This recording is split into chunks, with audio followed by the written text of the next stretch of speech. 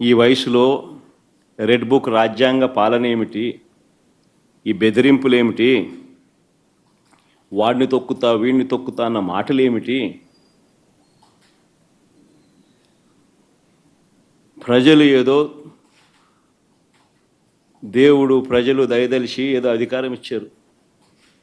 ఇచ్చిన అధికారంతో ప్రజలకు మంచి చేయడానికి పోయి, మంచి చేయాల్సింది పోయి, ఇచ్చిన హామీలను నెరవేర్చాల్సిన బాధ్యతను పక్కన పెట్టి అబద్ధాలతో మోసాలతో పరిపాలన చేస్తూ,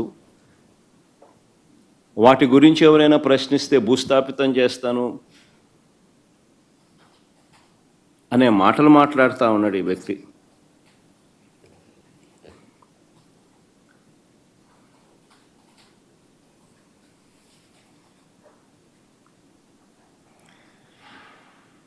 ఈ చంద్రబాబు నాయుడు గారి పాలనలో అసహనం అనేది ఏ స్థాయిలోకి పోయింది అని అంటే,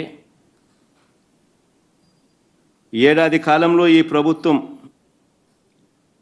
ఈ ప్రభుత్వంలో ఏ ప్రభుత్వము కూడా గతంలో ఎప్పుడు చూడని విధంగా వ్యతిరేకతను చంద్రబాబు నాయుడు గారు ఈరోజు చూస్తూ ఉన్నారు. ఇందులో దీని నుంచి డైవర్ట్ చేసేందుకు, ప్రజల సమస్యలు ఎవరైనా గొంతెత్తి విప్పితే ఆ గొంతును నలిపేందుకు ఏడాది కాలంగా మా పార్టీ నాయకులపై చంద్రబాబు నాయుడు గారు పెడతా ఉన్న తప్పుడు కేసులు నిజంగా చూస్తే ఆశ్చర్యం కలిగిస్తాయి. ఎవరు గలం విప్పినా కూడా గలం విప్పకూడదు అనే ఉద్దేశంతో, విప్పనివ్వకూడదు అనే ఉద్దేశంతో తప్పుడు కేసులు పెడతా ఉన్నారు, టాపిక్లు డైవర్ట్ చేస్తూ ఉన్నారు. ఈ తప్పుడు కేసుల సాంప్రదాయాన్ని మరింతగా కొనసాగిస్తూ, మొన్న కరెక్ట్గా నా ప్రోగ్రాంకు ముందు రోజున టాపిక్ డైవర్ట్ చేసేందుకు ఉపయోగపడుతుందనే ఉద్దేశం కూడా ఒక కారణం.